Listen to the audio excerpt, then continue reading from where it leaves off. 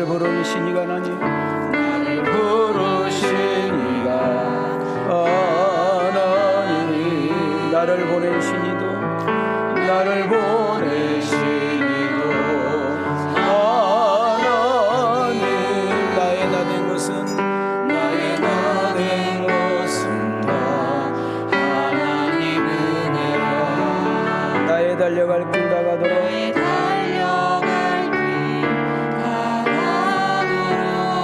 나의 마지막 호흡 다하도록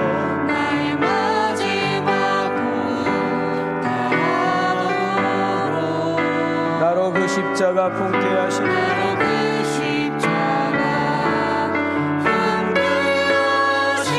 나의 나 된 것은 다 하나님 은혜라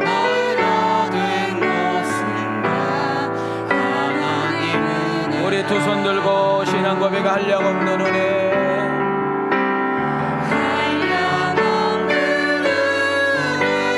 갚을 길 없는 은혜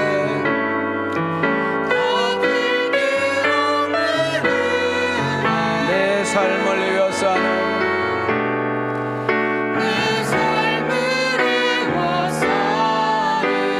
하나님의 은혜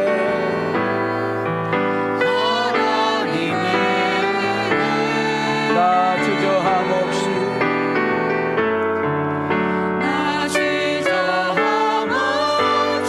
그 땅을 밟음도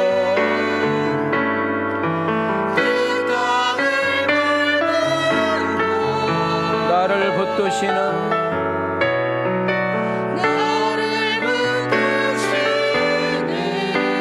하나님의 은혜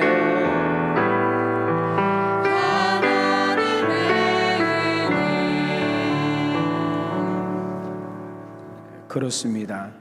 오늘 이렇게 우리 함께 만나서 예배 드릴 수 있는 것 하나님의 은혜인 줄 믿습니다. 어제 이 세상을 떠나신 분이 있죠, 그죠? 우리나라는 음력을 세는 나라이기 때문에 오늘이 이제 새해 첫날인 거죠. 그것 또한도 하나님이 허락해 주셔야 받을 수 있는 것입니다.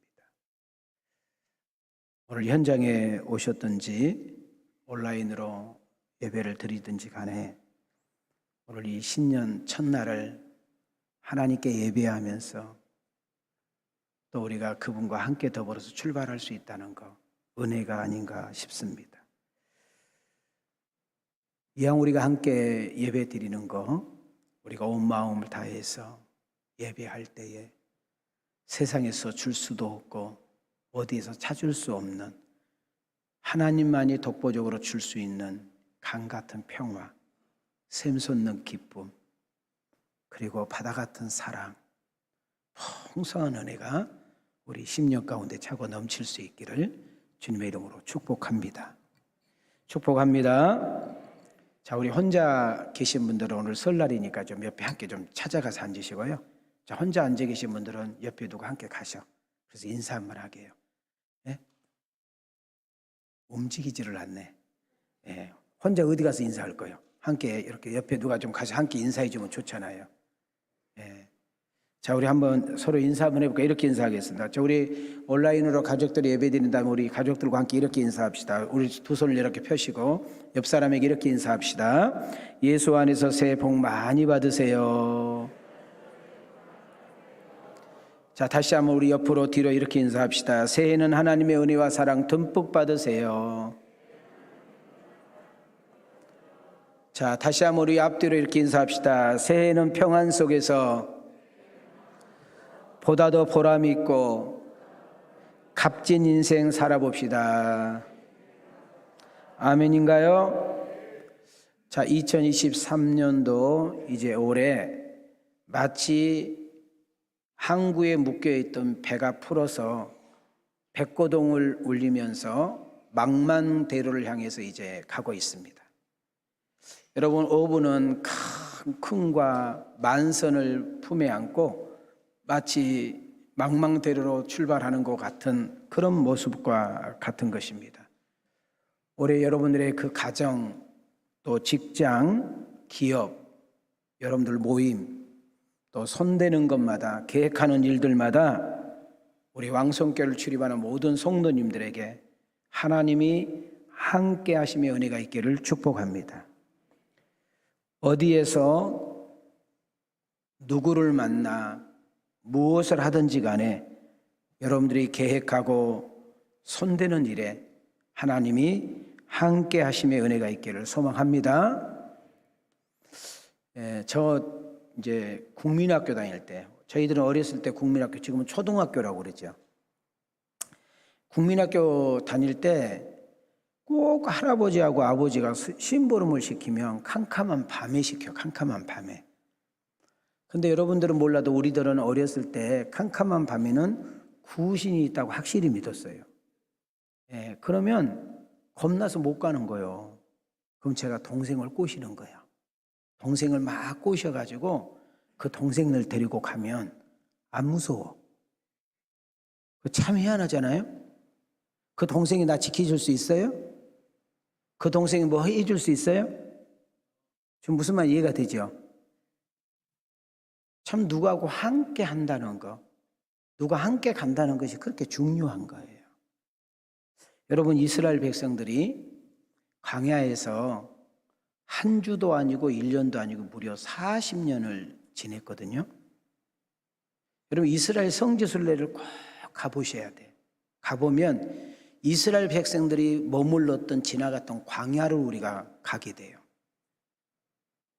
하루도 살 수 없는 장소인데 어떻게 무려 40년 동안을 살 수 있었을까? 진짜 궁금하잖아요. 비밀은 하나님이 그곳에 함께 하셨다는 거예요. 양식이 없는 곳인데, 물이 없는 곳인데, 사람이 살 수 있는 곳이라고는 단 1%도 없는데 하나님이 함께 하니까 살 정도가 아니라 넉넉하게 여러분 광야를 지나가는 역사 일어난 줄 믿습니다. 자, 우리 한번 이렇게 두 주먹을 쥐어보세요. 그리고 옆 사람에게 이렇게 축복합니다. 하나님이 함께하는 인생 살아볼 만합니다. 아멘인가요? 하나님이 함께하면서 한 걸음 더 나가겠습니다. 우리 한번 우리 오른손을 들으셔서 한번 따라합시다. 주의 손이, 더 크게 해요. 주의 손이, 할렐루야. 여러분, 주의 돕는 손이 여러분 인생에 간섭할 수 있기를 소망합니다. 성경에 보면 이 주의 손이란 말이 참 많이 등장하고 있거든요.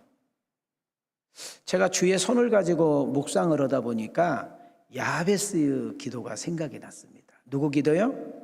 자, 우리 한번 손을 한번 이렇게 모아볼까요? 자, 함께 읽어볼래요? 시작. 야베스가 이스라엘 하나님께 아뢰어 이르되 주께서 내게 복을 주시거든 나의 지역을 넓히시고 주의 손으로 나를 도우사 나로 환난을 벗어나 내게 근심이 없게 하옵소서 하였더니 하나님이 그가 구하는 것을 허락하셨더라. 하나님께서 우리에게 복을 주시거든 지역을 넓히시고 나를 도우사 환난을 벗어나 근심이 없게 하시기를 기도했더니 그 기도한 것을 허락하셨더라. 이렇게 말씀하고 있습니다. 자, 여기서 주의 손이라는 말을 우리는 생각할 때 어떤 의미를 가지고 있느냐면 하나님의 능력을 가리킵니다. 불가능을 가능케 한다는 의미도 있습니다. 하나님의 전능성을 의미하기도 있습니다.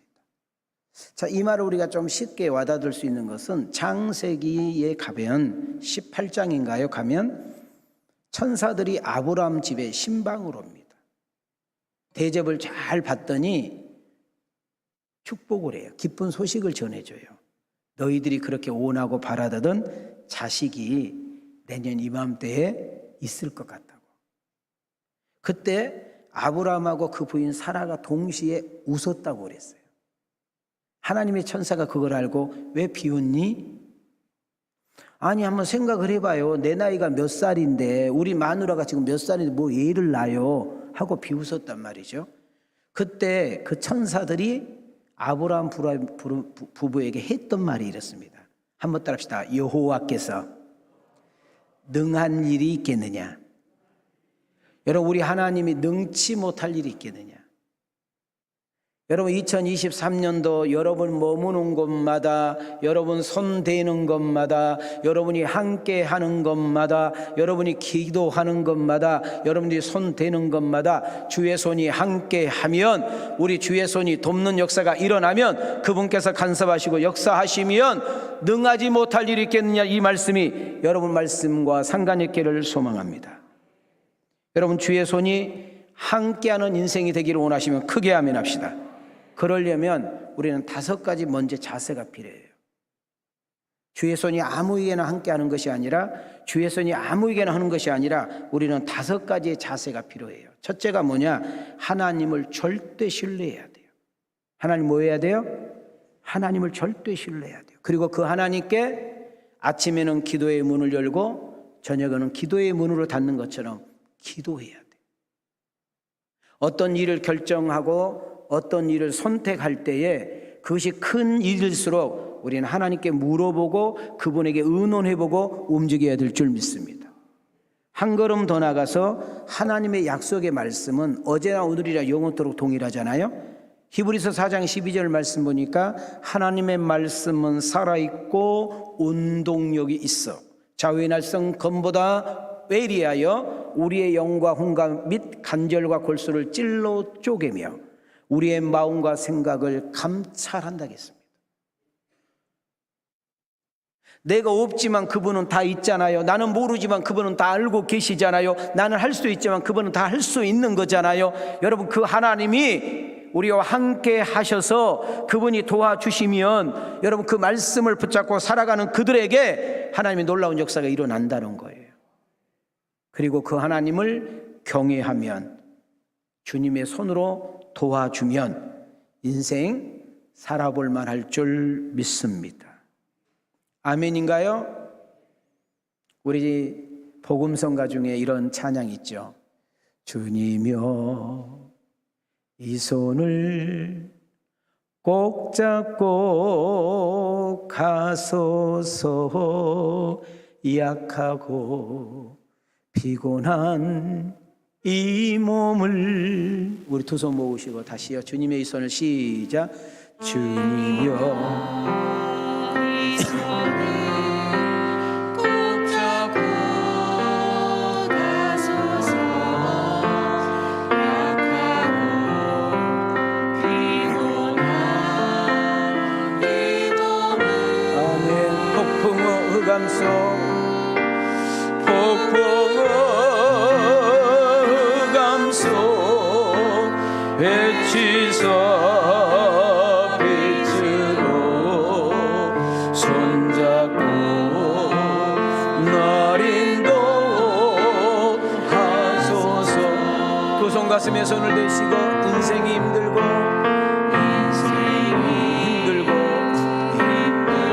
고난이 겹칠 때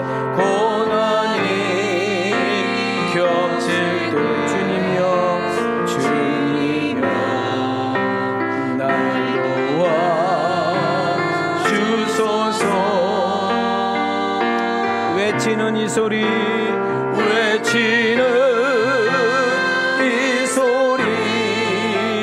귀 기울이시사 손잡고 날 인도하소서.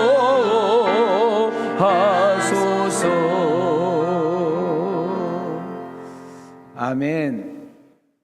오늘 새해 첫날 명절 아침에 저는 여러분들에게 좀 무거운 질문을 던지면서 좀 설교를 조금 더 깊이 들어가 보겠습니다. 인생이 무엇이라고 생각하십니까? 다 나름대로 생각이 있잖아요. 나는 인생 이렇게 생각한다. 내가 알고 있는 인생은 이렇다. 우리 적어도 한번 여러분 자신에게 이런 말들을 한 번씩 좀 되물어 볼 필요가 있잖아요. 여러분 인생은 뭐예요? 여러분 이 지구상의 생명체 가운데 오래 산 것들을 제가 좀 한번 우리 성전도사에게 좀 찾아보라고 그랬어요. 여러분 이 상어 가운데요 그린란드 상어가 있더라고요. 500년을 살아. 500년. 여러분 거북이도 막 오래산 거북이가 있지만은 코끼리 거북이가 있더라고요. 어마어마하게 크죠. 200년을 살아. 잉어 가운데도 비단 잉어 있잖아요. 226년을 살았대. 일본 나무 가운데 우리나라 뭐 외국의 나무는 막 2000년, 3500년, 막 5000년 된 나무 많고 우리나라에서 제일 오래된 나무로 평가를 받고 있는 것이 용문산의 은행나무 1100년.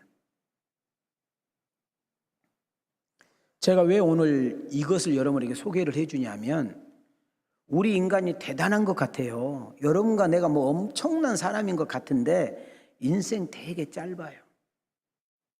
그 짧은 인생도 2번, 3번 기회 주면 좋겠는데 한 번밖에 살 수 없기 때문에 일생이라고 그래요.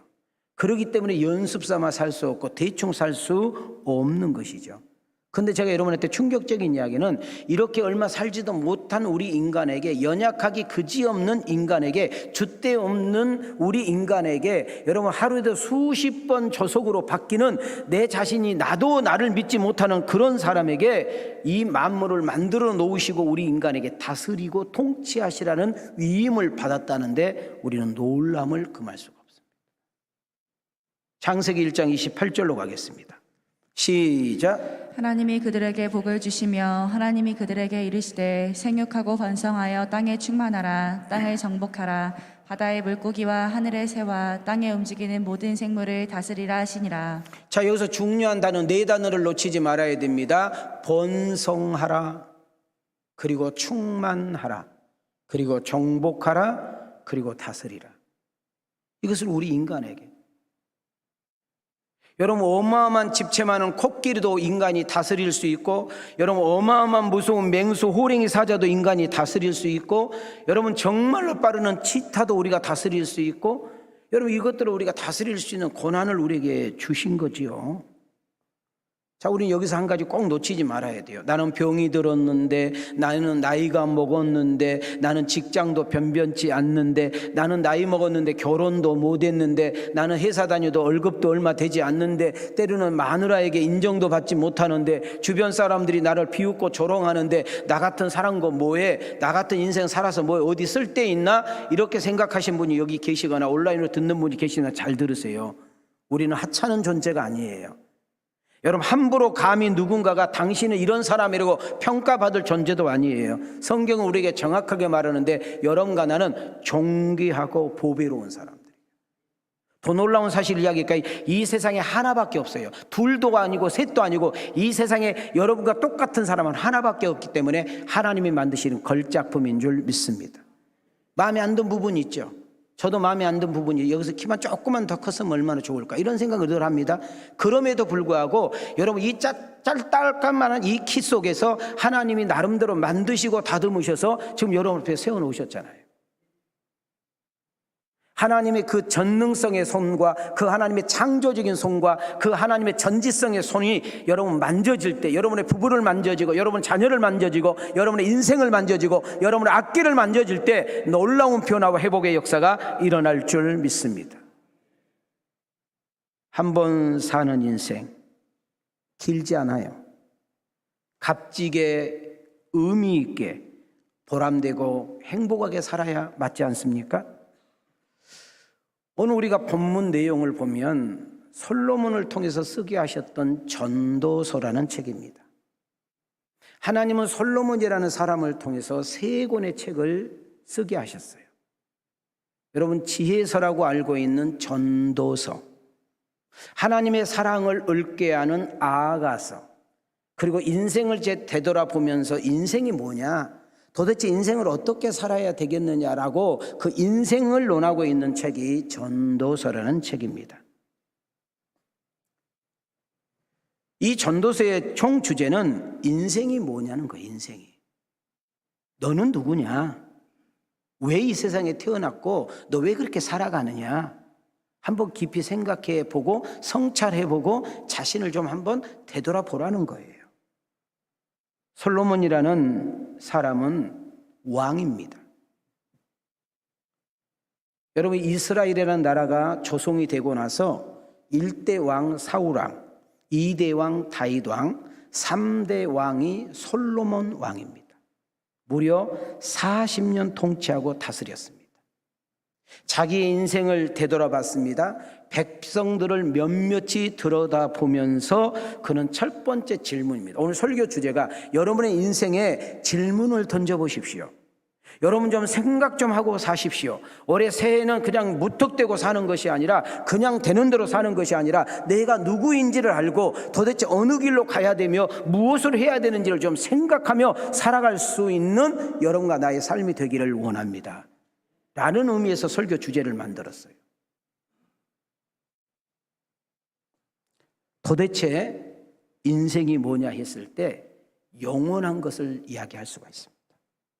영원한 것이 뭐지? 도대체 우리가 살고 있는 이 세상에서 영원한 것이 있어? 그렇다면 영원한 것이 뭐야? 라고 질문을 던져보는 것이죠. 이것을 다른 말로 바꾸게 되면 정말 우리 인생의 이문이 뭐야? 내가 인생을 50년을 살고 70년 살고 100세를 살 때 과연 내 인생에 남는 것은 뭐지? 내가 하나님 앞에 가지고 갈 수 있는 그 이문은 도대체 뭐야?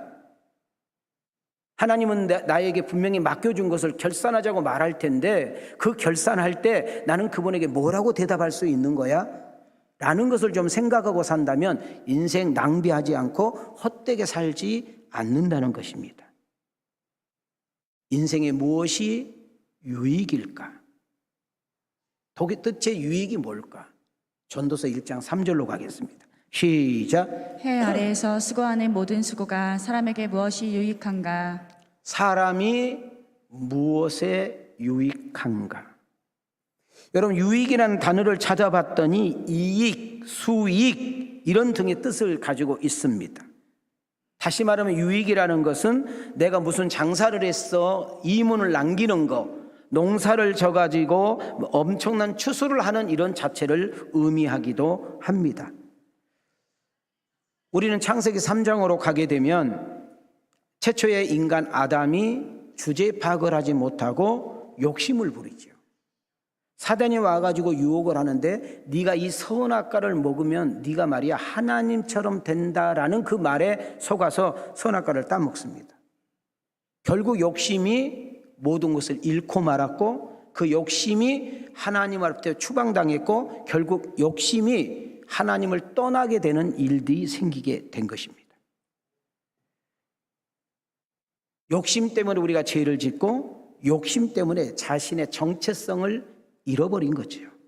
그래서 하나님을 떠난 인생은 그 어떤 사람도 자기 소유의 위익만을 쫓다가 살다 보면, 제가 자기 어떤 욕심에 쫓겨서, 자기 어떤 이득에 쫓겨서, 자기 어떤 이득, 자기 어떤 유익을 위해서는 양심도 팔아버리고 인간이기를 포기하는 일들이 참 많아요.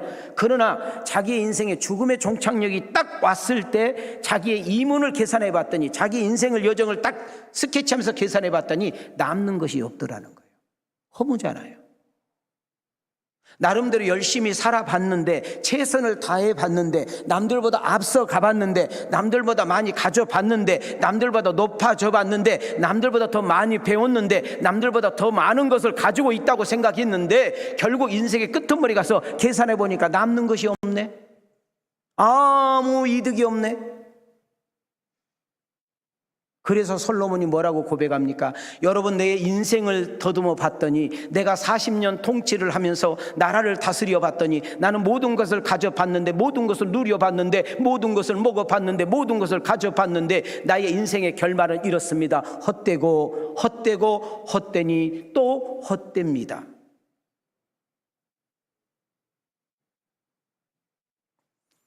우리 한번 따라합시다. 하나님을 떠난 인생, 하나님을 멀리한 인생, 하나님을 잃어버린 인생. 목사님, 저 집 있는데요. 목사님, 저 중권 가졌는데요. 저 목사님 상가 가지고 있는데요. 목사님, 저 재산 좀 있는데요. 뭘 없다고 하는 거예요? 솔로몬은 왕이라니까. 지금 현재 왕이야. 여러분, 성경은 정확하지요? 솔로몬에게 하나님이 축복합니다. 전에도 너 같은 사람이 없을 것이고 후에도 너 같은 부자 없다고 했잖아. 여러분, 솔로몬은 그대로 이루어졌잖아.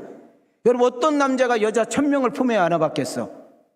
여러분, 솔로몬의 지식은 전 세계에 가장 뛰어난 머리를 가지고 있었잖아요. 근데 그가 말한다니까, 하나님을 떠나보니, 하나님을 잃어보니, 하나님을 멀리해보니 인생 만족이 없습니다. 남는 것이 없습니다. 여러분은 나처럼 어리석게, 여러분들 인생의 결산서로 나처럼 후회롭게 사는 것을 원하지 않습니다 라고 말하는 것이 전도서의 의미인 줄 믿습니다.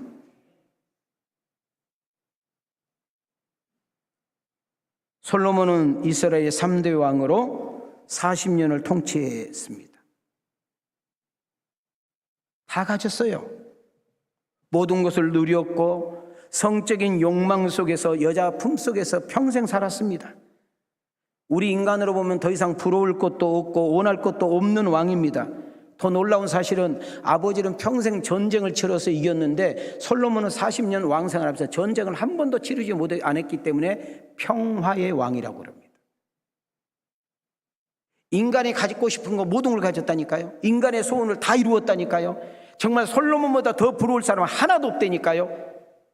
그런데 놀라운 사실은 솔로몬의 인생 말년의 일기장을 보니까 저는 만족이 없었습니다. 행복하지도 않았습니다. 재미도 없었습니다. 내 인생을 결산해 보니 이문도 남지 않았습니다. 자, 무슨 말 이해가 되셨어요? 그럼 이렇게 솔로몬이 이렇게 된 이유가 뭐예요? 원래는 솔로몬이 절대적인 신본주의, 오직 유일신 하나님만을 믿었죠. 근데 여러분, 여자들과 함께 정략 결혼을 하면서, 주변에 있는 나라에 싸우기 싫어서 정략 결혼을 하면서 여자가 자기에게 시집 올 때마다 신단지를 들고 오니까 하나님만을 믿어야 될 이 솔로몬이, 여러분, 신이 수십 개 수백 개가 돼버린 거예요. 하나님은 내 인생의 넘버원이 돼야 되는데, 하나님만을 절대 경외해야 되는데 하나님은 자꾸 없어지는 거예요. 자꾸 하나님은 자기로부터 사라지는 거예요. 여러분, 우리 찬양 가운데 멀리 멀리 갔더니 처량하고 고나여 슬프고 또 외로워 정처 없이 다니니. 가사 첫 돈 보세요. 하나님과 멀리 멀리 가게 되면 결국은 여러분, 내가 성공한 것 같고 대단한 것 같고 엄청난 것을 가지고 있는 것 같아도 결국 인생은 슬프고 외로운 거예요. 그래서 우리 옛날 어르신들이 가장 많은 노래, 배고프면서도 부른 노래, 모내기 하면서도 밭에서 일을 하면서도, 여러분 정말 보리밥을 먹으면서도 고구마만 먹고 깨우면서도, 여러분 옛날 어르신들이 가장 많이 부르는 노래가 뭔 줄 압니까? 내 주를 가까이 하게 함은 십자가 진 같은 고생이라. 그렇게 하루 내내 떼약 볕에서 일해도 새벽 4시에 일어나 예배당에 가서 그 차디찬 가마떼기 앞에서, 무릎 앞에서 눈물을 떨어뜨리면서 기도했던 그 엄마의 내용이 뭐예요? 나는 비록 가난하지만, 나는 비록 이렇게 못 살고 살지만 하나님, 내 자식들만큼은 축복해 달라고. 그렇게 기도했던 것이 우리 한국의 놀라운 역사인 줄 믿습니다. 여러분, 솔로몬의 피 맺힌 고백을 보시기 바랍니다. 나는 하나님을 버렸습니다. 나는 하나님을 떠났습니다. 나는 하나님을 잃어버렸습니다. 여자폭, 여자 치마 속에 있다 보니 우상단지만 섬기게 되었습니다. 솔로몬의 피 맺힌 고백을 한번 보시기 바랍니다. 1절, 2절, 3절입니다. 시작. 다윗의 아들 예루살렘 왕 전도자의 말씀이라. 전도자가 이르되 헛되고 헛되며 헛되고 헛되니 모든 것이 헛되도다. 해 아래에서 수고하는 모든 수고가 사람에게 무엇이 유익한가? 세상 성공 때문에, 출세 때문에, 돈과 명예 때문에, 여자 문제, 남자 때문에, 술과 도박과 쾌락 때문에 나 같은 인생은 살지 마십시오. 돈 쫓아가다가, 세상 쫓아가다가, 세상 명예 쫓아가다가, 세상 성공 쫓아가다가 나 같은 인생 범하지 마십시오. 나는 돈을 가졌지만 하나님을 잃어버렸습니다. 나는 명예를 가졌지만 하나님이 나를 떠나버렸습니다. 나는 수많은 여자 품업 속에 있었지만 나는 만족이 없고 기쁨이 없고 여러분 정말 진정한 해락이 없습니다. 나는 여러분에게 부탁합니다. 오늘 2023년도 새해를 맞이하여 왕성교회에 출입하는 성도님들, 담임 목사님을 통해서 이 말씀으로 외치는데 나는 여러분에게 피 터진 마음으로, 정말 목에 피 끓는 마음으로 외칩니다. 하나님을 떠나지 마십시오. 하나님을 잃어버리지 마십시오. 하나님이 주신 사명을 놓치지 마십시오. 세상 일로 인하여 바쁘다는 핑계대요 하나님보다, 하나님과 멀찍이 떨어지지 마십시오. 인생 말년에 나같이 고백하는 이 어리석은 사람이 없기를 원합니다. 이 말씀이 마태복음 16장에도 동일하게 이야기합니다. 여러분 마태복음 16장 26절로 가겠습니다. 시작. 사람이 만일 온 천하를 얻고도 제 목숨을 잃으면 무엇이 유익하리요? 사람이 무엇을 주고 제 목숨과 바꾸겠느냐? 온 천하를 얻고도, 우리가 원하는 거 얻었다는 겁니다. 우리가 바라는 거 얻었다는 겁니다. 남이 없는 거 가졌다는 겁니다. 남들보다 높아졌답니다. 남들보다 유명해졌답니다. 남들은 부러워 죽겠답니다. 남들은 나한테 성공했다는 것입니다. 더 이상 바랄 것이 없다는다. 그런데 죽어버려.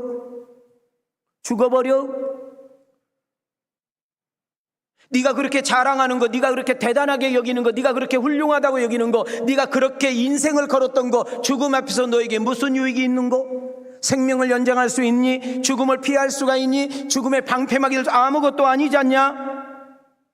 그런데 놀라운 것은 저 원천을 얻기 위해서 가장 중요한 것을 잃어버렸다는 거예요. 하나님을 떠나버렸다, 사명을 버렸다, 하나님을 잊어버렸다는 것입니다. 4절을 잘 보시기 바랍니다. 한 세대가 가고 또 한 세대가 오되. 이 땅에는 뭐 한 것이 없어요? 뭐 한 것이요? 어떤 사람도 두 세대 못 살아요. 한 세대만 사는 거예요. 한 세대만. 우리는 간혹 착각에 빠질 때가 있어요. 여러분과 나도 똑같은 착각에 빠진 것이 뭐냐면은 이 세상이 영원하다는 착각입니다. 왜 우리가 죄를 짓습니까? 왜 우리가 못된 짓을 해요? 왜 우리가 악한 짓을 해요? 그러지 말아야 될 행동과 그러지 말아야 될 말을 왜 합니까? 영원하다고 생각하니까. 그것만 있으면 될 것 같고, 그것만 가지면 될 것 같고, 그 자리만 쓰면 될 것 같고, 그것만 여러분 누리면 될 것 같다는 건 착각 속에 빠지다 보니까 인간의 길을 포기할 일들이 우리 사건 사고를 통해서 많이 듣고 있지 않습니까? 여러분과 나는 지금 죽음이라는 종착역을 향해서 진군하고 있어요. 여러분의 종착역은 어디 역일지 아무도 몰라요. 그러나 불현듯 찾아와서 하나님이 여기가 네 종착역이라면 거부할 사람 없고 바라기도 소용없고 때를 써도 소용없어요. 내려야 되는 거예요. 그래서 성경은 인생을 짧다는 거예요. 그 짧은 인생을 더듬어 봤더니 수고와 슬픔뿐이라는 거예요. 여러분 그 인생을 다시 한번 정리해 봤더니 인생은 안개와 같고, 인생은 이슬과 같고, 인생은 꽃과 같다는 거예요. 그리고 그 인생이 얼마나 짧든지 신속하게 지나갔다고 읊고 있는 것을 볼 수 있습니다. 띄워주세요. 자, 우리 한번 이거는 손 좀 들어보셔요. 자, 손 좀, 혹시라도 여러분 집중이 안 되면 마스크 살짝 내렸다 올리면 집중돼. 내가 경험이요. 시작. 우리의 연수가 70이요 강건하면 80이라도 그 연수의 자랑은 수고와 슬픔뿐이요 신속히 가리 우리가 날아가나이다.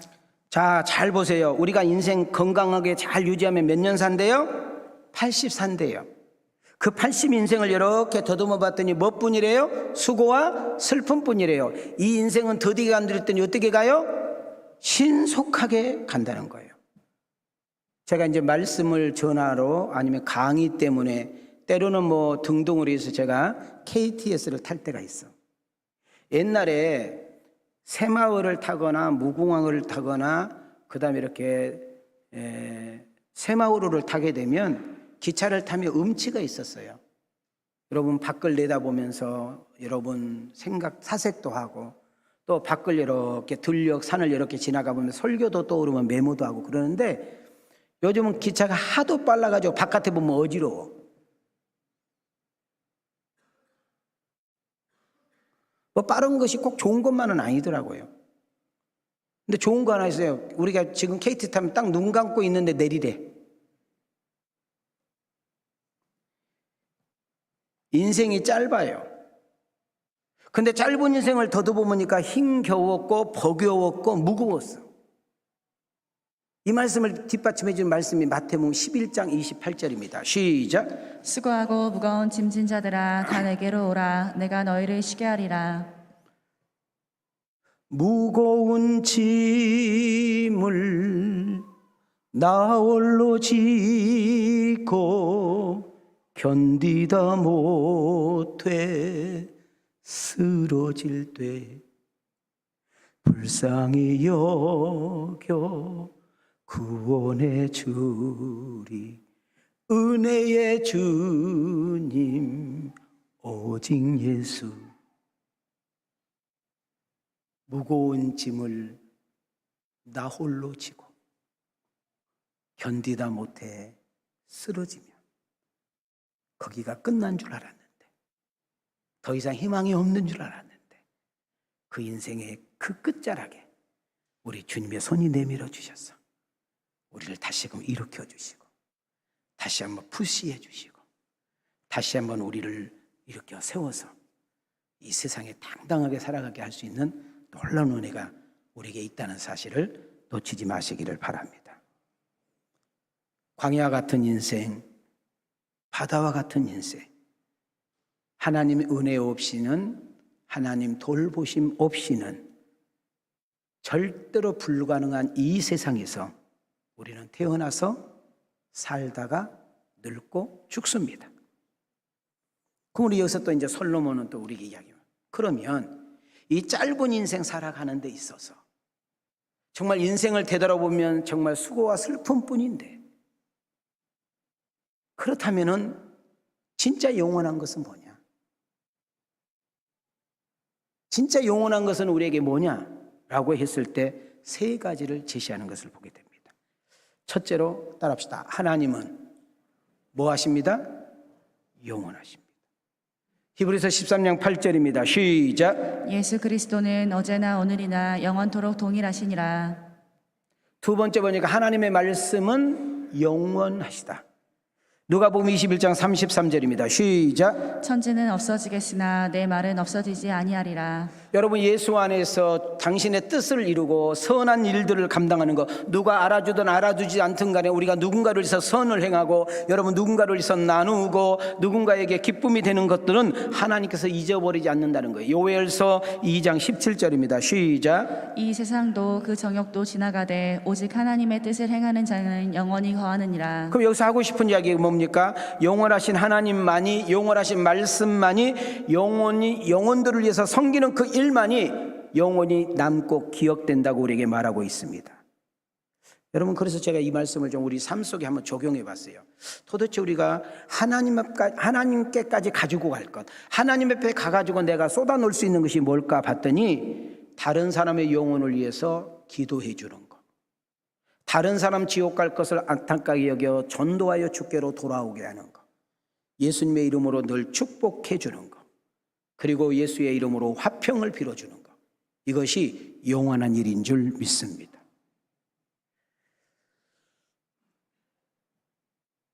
여러분, 2023년 하나님께서 여러분과 나에게 선물을 주셨다고 믿어지면 아멘 합시다. 그러면 그 하나님의 은총 속에서, 그 하나님의 인도하심 속에 살아가기를 원하신다면 크게 아멘 합시다. 그렇다면 그 하나님이 여러분과 나의 왕이기를 원합니다. 자, 우리 한번 불러볼까요?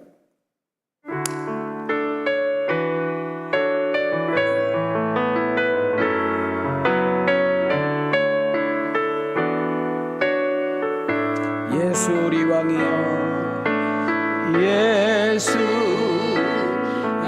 우리 왕이여, 이곳에 오소서. 보좌로 주의 임하사, 보좌로 주여 임하사, 찬양을 받아주소서.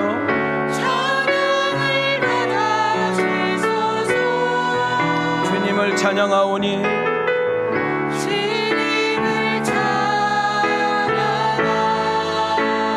주님을 경배하오니, 주님을 경배하오니, 왕이신 예수여, 왕이신 예수 다정하사 다스리소서. 좀 죄송하죠. 우리 두 손 이렇게 들으시고 머리 손 한번 올려 보실래요? 한번 따라 합시다. 하나님, 당신은 나의 왕이십니다. 크게 따랐어요. 하나님, 나를 다스리소서, 통치하소서, 인도하소서, 공급하소서, 지켜주소서. 할렐루야. 나라의 왕은 이런 책임이 있는 거잖아요. 그러나 나라의 왕은 백성들에게 실망을 주고, 여러분 백성들의 마음에 분노를 주고, 여러분 백성들의 마음을 실족하게 하는 것이 세상의 왕입니다. 그러나 우리가 믿는 하나님, 그분은 만왕의 왕입니다. 그분은 모든 것을 알고 있는 전지자, 그분은 모든 것을 알 수 있는 전능자, 그분은 어제나 오늘이라 영원토록 동일하시는 분. 어디에 있든지 간에 나와 함께 하시고, 어디에 있든지 간에 주의 손으로 돕기를 기뻐하시는 그분이 우리의 인생을 다스려 주기 시작하고, 통치하기 시작하고, 공급해 주시기 시작하고, 지켜주기 시작하고, 가는 길을 인도해 주기 시작하면 넉넉하게 승리하는 역사가 일어날 줄 믿습니다. 한 걸음 더 나가서 무엇이 인생의 의미를 갖다 주느냐? 우리가 인생 살아가는 데 있어서 진정한 의미 있는 일이 뭐냐? 자, 인생이 뭐냐? 자, 인생이 뭐냐? 그렇다면 도대체 영원한 것이 뭐냐? 이걸 우리가 지금 나눴어요. 마지막으로 우리가 생각해 볼 것은 인생의 진정한 의미가 뭐지? 진정한 가치가 뭐야? 내가 어떻게 사는 것이 진정한 가치 있는 삶이고 의미 있게 사는 것이지? 라는 것을 우리는 수없이 질문해 봐야 하는 것입니다. 8절로 가겠습니다. 시작. 모든 만물이 피고단하는 것을 사람이 말로 다 말할 수는 없나니 눈은 보아도 족함이 없고 귀는 들어도 가득 차지 아니하도다. 자, 여기 빨간 것을 보세요. 눈에 보아도 뭐가 없고, 자, 귀에 들어도 뭐가 없고, 내일 일을 모르는 인생. 아무리 가져보고 누려보고 좋은 것을 보고 귀한 이야기를 들어도 만족이 없는 인생. 여러분나 나도 똑같고 우리 아이들을 태어나면 신비하죠. 여인의 뱃속에서 10달 동안 있다가 이 세상 응애하고 이제 태어납니다.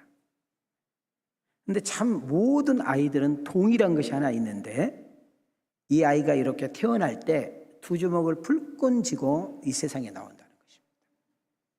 여러분, 작년에 우리 성도님 중에 우리 박성복 집사님과 박소라 집사님 부부를 통해서 쌍둥이가 태어났어요. 이름이 태양이하고 태주입니다. 우리는 아무리 봐도 태양이가 누구 태주가 모르는데 엄마 아빠는 금방 알아요. 참 그게 신비한 거예요. 그죠? 예. 우리 한번 손만 봐요. 손 보여요? 펴고 있어요? 쥐고 있어요? 쥐고 있어요. 제가 우리 태양이 태주를 보면서 내가 해석을 했어요. 너무너무 예쁘죠? 너무너무 예뻐. 그죠? 두 주먹을 불끈 쥐고 있는 이 태양의 태주를 보면서 내가 이 세상 다 가질 거야. 내가 이 세상을 다 다스릴 거야. 내가 이 세상에 가장 큰 인물이 될 거야. 나는 훌륭한 사람이 될 거야. 지금 태양의 태주가 저렇게 막 하고 있지 않아요? 나는 그렇게 보이는데. 여러분 인생 살아봤잖아요. 아니라면 이제 다 맞아요. 인생 뜻대로 돼요? 아직 떡국을 안 잡숴 보셨어? 일부 때는 대답이 크더만. 인생 뜻대로 돼요? 내 마음대로 돼요? 하여튼 꼭 청기구처럼 두 번 해야 꼭 말을 해. 여러분 인간이 욕심만 가지고 되나요? 큰 소리 친다고 구호에 친다고 되나요? 열심히 살아봅니다. 최선을 다해 봅니다. 이것도 저것도 해보는데 인생은 맘먹는 대로 되더라 안 되더라? 내가 원하는 대로 되더라 안 되더라? 안 되더라는 거예요. 결국 인생은 살다가 그렇게 움켜쥐려고 살다가 결국 죽을 때는 딱 펴고 죽는 것을 보게 됩니다. 무엇을 의미합니까? 아무것도 못 가지고 간다는 것입니다. 인간이 죽었을 때는 반드시 움켜진 손을 펴야만 되는 것입니다. 여러분, 인생이라는 것은 아무리 재산이 많아도, 아무리 금은보석 비싼 것이 많이 가지고 있다 할지라도, 이거는 세상의 유일한 한가라 할지라도 죽게 되면 놓고 가야 되는 거예요. 젊은 나이에 죽으면서 시청각으로 백성들에게 가르쳐 주는 것이 뭡니까? 인간의 욕심이라는 끝이 없고 그 욕심 때문에 결국은 죄를 짓고 사건 발단이 일어난다는 거죠. 야고보서 1장 15절로 가겠습니다. 시작. 욕심이 잉태한즉 죄를 낳고 죄가 장성한즉 사망을 낳느니라. 자, 우리는 매일마다 들려진 사건, 사고를 보십시오. 살인사건, 여러분 집단 사건, 여러 가지의 사건이 뭡니까? 결국 욕심 때문에 발단이 되는 거예요. 무엇을 먹을까, 무엇을 마실까, 무엇을 입을까를 더 하다 보니까 욕심이 생기게 되고, 그 욕심 때문에 거짓말을 하게 되고, 사기를 치고 없는 말을 하게 되고, 없는 행동을 하게 되고, 인간이기를 포기하는 일들이 많지요. 거기다가 시기 질투까지 하게 되면 좋은 관계 다 깨져버리는 것입니다. 오늘 이 자리에도 이렇게 자랑하신 분 있어요. 나는 이렇게 있는데, 나는 이만큼 알고 있는데, 나는 이만큼 배웠는데, 나는 남들보다 더 잘 산다고, 나는 남들보다 더 많이 가지고 있다고, 나는 남들보다 더 많이 배웠다고, 나는 다른 동료들보다 더 연봉이 세다고, 이렇게 자랑하신 분 있습니까? 그것 때문에 교만하고, 그것 때문에 건방 떨고, 그것 때문에 우쭐한 분 있습니까? 제가 여러분 한두 달도 안 된 것 같아요. 알렉산더 이야기를 좀 했습니다. 여러분, 알렉산더 왕은 불과 30대 때 더 이상 먹을 땅이 없어서 통곡하고 울었던 사람이에요. 천하를 호령했던 이 알렉산더가 결국은 죽으니까 빈손으로 간다는 거예요. 여러분, 우리는 하나님을 사랑하는 것만 남게 되고 이웃을 위해서 아름다운 일만 했던 것만이 남게 되는 것이죠. 여러분, 이 알렉산더가 왜 자기가 죽으면 간을 구멍을 뚫어서 손을 이렇게 내미는 거, 그 손 내민 부분을 왜 군중들에게, 백성들에게 보이는 거예요? 나 알렉산더도 갈 때는 아무것도 못 가지고 간다는 것을 시청각으로 보여주는 거예요. 자, 여기서는 어떤 의미가 있어요? 여러분, 저를 존경했습니까? 내가 대단하다고요? 내가 영웅이라고요? 내가 뭐 특별한 사람이라고요? 저를 잘 보시고 새기세요. 나는 지금 빈손으로 갑니다. 이 말은 무슨 말이에요? 어리석게 살지 말라는 거예요. 나처럼 살지 말라는 거예요. 가졌다면, 배웠다면, 누리고 있다면, 남들보다 더 많다면, 남들보다 더 많이 배웠다면, 남들보다 더 잘 나가고 있다면, 다른 형제보다 더 잘 산다면, 다른 언니들보다 더 잘 된다면, 다른 성도들은 뭔가 더 낫다면은 그걸 가지고 가치 있는 일에, 의미 있는 일에, 살리는 일에, 세우는 일에, 잘되게 하는 일에 투자하고 베풀고 나눌 수 있는 단계까지 나아가는 은혜가 있기를 주의 이름으로 축원합니다.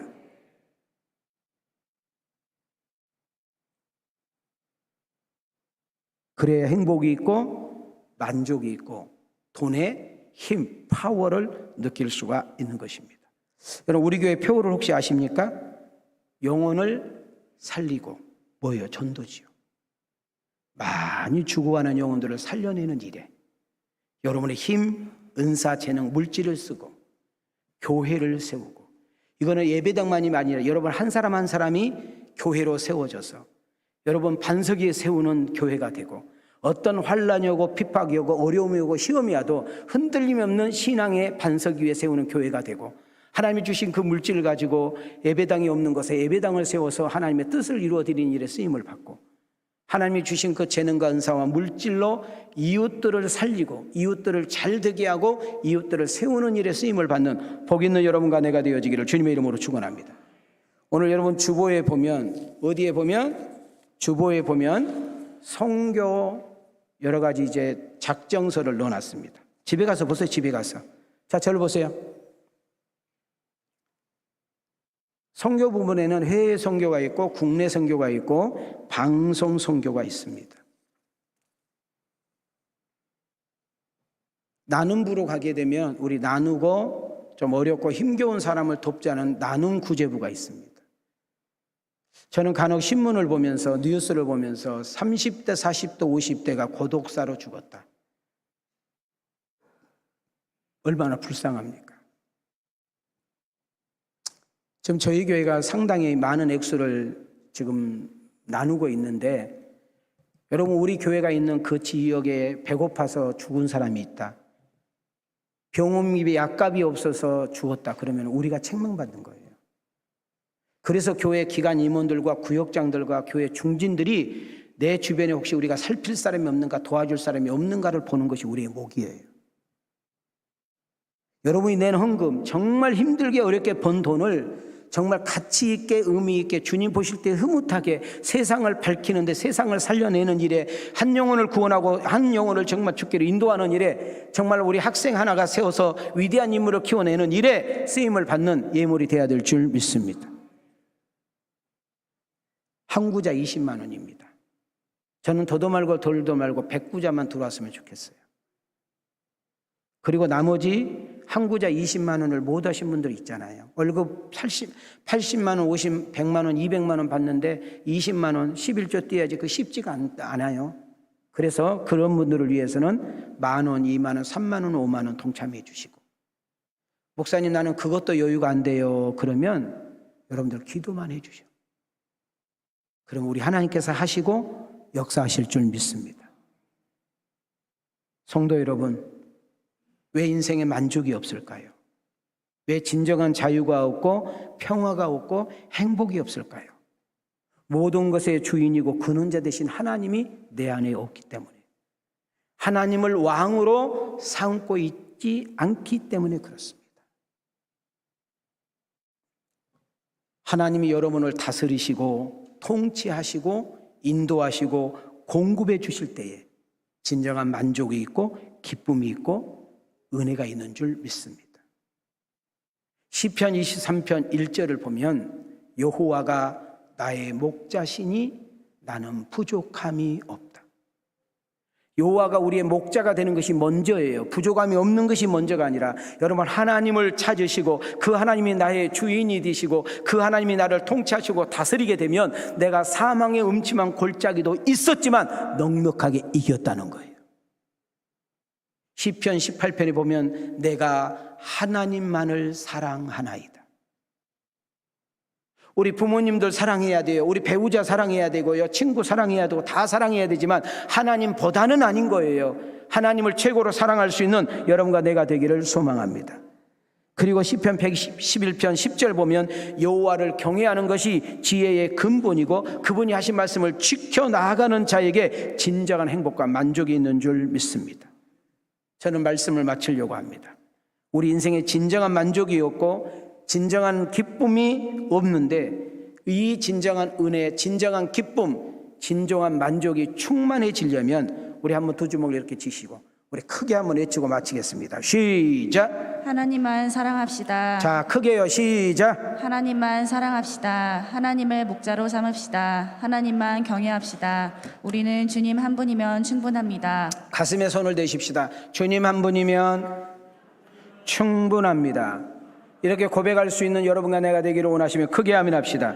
여러분, 2023년도 하나님이 함께한 인생 한번 살아볼 만할 줄 믿습니다. 강하고 담대하십시오. 당당하십시오. 올 한 해도 넉넉하게 충만하게 살아가는 복 있는 여러분과 내가 되어지기를 주님의 이름으로 축원합니다. 인생이 뭐지? 인생이 뭐야? 영원한 것을 위해서 살아야 되는데 그 영원한 것이 뭐지? 이왕 우리가 인생 사는 거 이문을 남기고 유익을 남겨야 되는데 진정한 유익은 뭐지? 이걸 가지고 질문하고 씨름하는 이 한 해가 되어지기를 주님의 이름으로 축원합니다. 오늘 이 말씀이 들려지고 이 말씀이 내 말씀이 되고 이 말씀 가운데 승리하는 복 있는 여러분과 내가 되어지기를 주님의 이름으로 축복합니다. 평강이 있을지어다. 이제는 우리 주 예수 그리스도의 은혜와 우리 하나님의 만극하신 사랑과 성령님의 감동과 내주 역사하시며 은총이 오늘 귀한 말씀을 가슴에 새기고 결단하며 믿음으로 나아가는 아들과 딸들 머리 위에, 저들의 가정과 직장과 생업 위에, 우리 왕성교회 위에, 이 나라 이 민족과 세계 선교 위에 하나님의 은혜와 축복이 이제부터 영원토록 계실지어다.